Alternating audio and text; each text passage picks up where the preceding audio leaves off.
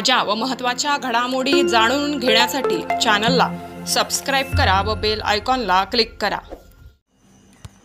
लखमापूर येथील रहिवासी योगेश बाळा धामणे यांची मुलगी भाग्यश्री योगेश धामणे हिचा वाढदिवस। मुलीच्या वाढदिवसाचे औचित्य साधून योगेश धामणे यांनी लखमापूर जिल्हा परिषद शाळा क्रमांक 1 व 2 येथील विद्यार्थ्यांना पोषण आहार खाताना बसण्यासाठी 27 चटाया दिल्यात। 10 विद्यार्थ्यांना पाट्या व पेन्सिली दिल्यात। यावेळी केंद्र प्रमुख श्री गोविंद देवरे व दोन्हीही शाळेचे मुख्याध्यापक व शिक्षक उपस्थित होते।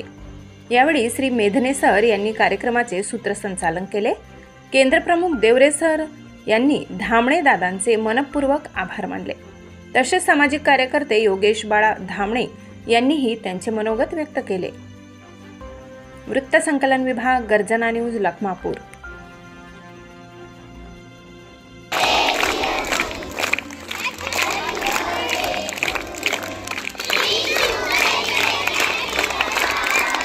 मुलांना काही पाट्या देऊ केलेल्या आहेत। मी बापूंना विनंती करतो की आपण सर्वप्रथम त्या मुलीचा, त्या दिदीचा वाढदिवस साजरा करूया आणि आपल्या शाळेच्या मुख्याध्यापिका तसंच नंबर 2 शाळेचे ट्रेनर अण्णा यांनाही विनंती करतो, त्यांनी मंचावर जायचं आणि त्या दिदीचा वाढदिवस साजरा करण्यासाठी शाळेकडून एक छोटीशी भेट आहे, त्या दिदीने त्या वडिलांसमवेत ती स्वीकारावी असं मी सूचित करतो।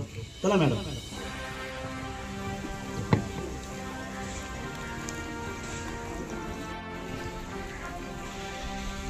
4 तारखेला वाढदिवस असल्याने, रविवार असल्याने तर त्यांना बिफोर करून घ्यायचं आहे आणि त्या पद्धतीने त्यांनी त्यांचे मनोगत व्यक्त केले की मला त्या वाढदिवसानिमित्त शाळेला काहीतरी प्रेझेंट द्यायचं आहे आणि त्या पद्धतीने त्यांनी ते प्रत्येक वर्षी बापू आपल्याला गोरगरीब मुलांना पाट्या, वह्या, पेन्सिल अशी मदत करत असतात।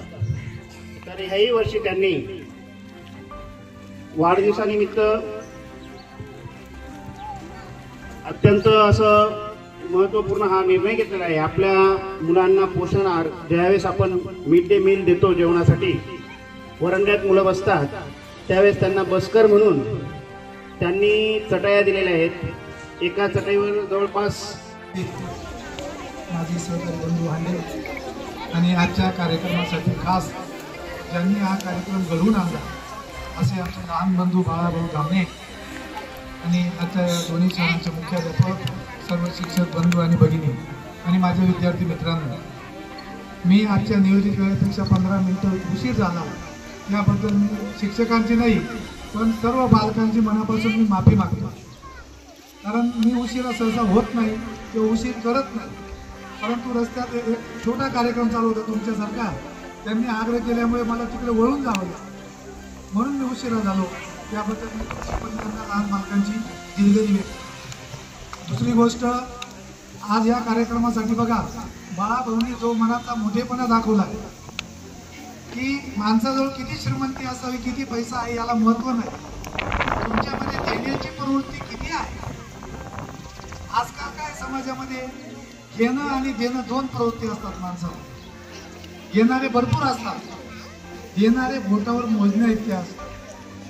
गावाच्या बाबतीत बोलायचं झालं तर गाव मोठं आहे, सगळं मान्य आम्हाला, श्रीमंत आहे, परंतु माणसामध्ये दानशूर वृत्ती असणं सगळ्यात महत्त्वाचं। त्यांनी चटाया किती दिल्या, काय दिल्या हे महत्त्वाचं नाही। माझ्या हिशोबाने त्यांनी 1 रुपयाची पेन जरी बक्षीस दिली ती लाख मोलाची असते। बक्षिसाची किंवा वस्तूंची किंमत करावी लागत नाही, त्याच्या मागे देण्याचा हेतू, देण्याची प्रवृत्ती किंवा विचार किती मोठे आहे हे महत्त्वाचे असते। आणि त्यांनी आजचा कार्यक्रमाचा फोटोसाठी वगैरे ठेवलेला दिसत नाही। त्यांनी काय सांगितलं की माझ्या मुलीच्या वाढदिवसाला दरवर्षी मला जे देऊ वाटले ते मुलांना देत जाईल। त्यासाठी सगळ्या मुलांनी त्यांच्यासाठी पुन्हा एकदा जोरदार टाळ्या वाजवून त्यांचं कौतुक करावं। धन्यवाद। तसंच मुलांना पुन्हा एकदा मी या शाळेच्या वतीने बाळाभाऊंच्या एकदा पुन्हा मनापासून आभार मानतो आणि त्यांना या चांगल्या कार्यासाठी भविष्यात सुद्धा मी माझ्याकडून या केंद्राकडून या दोन्ही शाळांकडून भरभरून शुभेच्छा देतो आणि त्या भाग्यश्रीला चांगलं आयुष्य लाभो, चांगलं आरोग्य लाभो, ती चांगली हुशार होऊन या गावाचं नाव तिने कमवावं, गावाचं नाव मोठं करायचं, मोठं होणे त्याला अधिकारी व्हावं, अशी तिला मी या वाढदिवसाची शुभेच्छा देतो आणि माझी 2 शब्द थांबवतो. धन्यवाद. केंद्र चालक देवरे बापू, विद्यालय आपले शाळेचे दोघं शाळेचे मुख्याध्यापक आणि विद्यार्थी मित्रांनो, हे आपलं 3रं वर्ष आहे कार्यक्रम राबवणं. मध्ये आपले काही कार्यक्रम असे चालू असतात. बापू मागच्या वेळेस हायस्कूलमध्ये एक कार्यक्रम होता व्याख्यानाचे. त्या व्याख्यानाला मी गेलो, तिथं 2 मुलं होते, एक मुलगा एक मुलगी, ते विडाऊट. तर मी तिथं चौकशी केली की त्या मुलीला आई वडील नाही, आणि तो मुलगा दिसला त्याचे वडील ॲक्सिडेंटमध्ये वारले. मग मी तिथं त्यांना सांगितलं की बाबा 4 ऑगस्टला माझा मुलगा वाढला. त्या निमित्ताने बापूच्या दोघं विद्यार्थ्यांना आपण गणवेश शिवून त्यांना पूर्ण सांगितलं होतं. तसंच यावेळेस पण तिकडे आपण 5 विद्यार्थी परत घेणार होतो. तर तिथं काहीतरी तांत्रिक अडचणीमुळे आपण तो कार्यक्रम मी कॅन्सल केला. कारण काय असतं, चांगलं काम करायला गेलं की माणसाला कुठे ना कुठे अडचणी येतात. त्याच्यामुळे आपण तो कार्यक्रम तिकडचा कॅन्सल केला. इकडचा कार्यक्रम तर आपण तो प्रत्येक वर्षी घेणारच आहोत. आता ही माझी 2रीला गेली बापू, अजून 3 वर्ष इकडे आहे. की पूर्ण शिक्षण जरी तिने बाहेर केलं तरी आपला कार्यक्रम असा प्रत्येक वर्षी चालूच राहणार, तो बंद नाही होणार. काय या शाळेत मी शिकलोय. मला जी पाटी आता मी तुम्हाला देतोय, ती पाटी घेताना मला किती वेदना झाली ते माझ्या जीवाला मला माहिती. ही पेन आता 1 रुपयाला तिची किंमत आता चालू यायला 0. पण त्या काळात आम्हाला त्यावेळेस ती पेन भेटत नव्हती. एवढी वाईट परिस्थिती असताना आणि ज्या परिस्थितीतनं मी गेलोय त्या परिस्थितीतनं कोणी आपला गरीब विद्यार्थी जाऊ नये हा विचार मी डोक्यात ठेवून पुढे चालतोय. कारण की काय, गरिबीची सगळे श्रीमंत नाही आहेत. कारण की असे कार्यक्रम श्रीमंत लोक करत नाही. जो गरिबीमधनं पुढे आला तोच कार्यक्रम करू शकतो. त्याच्यामुळे अजून सर असं काही पुढे काही एखादं कोणा विद्यार्थ्याला जर काही गरज लागली तुम्ही तरीही सांगा, आपण त्या मिनिटाला आपण त्या विद्यार्थ्याची ती गरज पूर्ण करू. कारण की हे उद्याचे भविष्य, तुम्ही देशाची एक विजय नागरिक व्हाल ही इच्छा माझी आहे. त्याच्यामुळे कुठेही तुम्ही कमी पडणार नाही या गोष्टीसाठी मी तुमच्यासाठी सक्षम उभा आहे.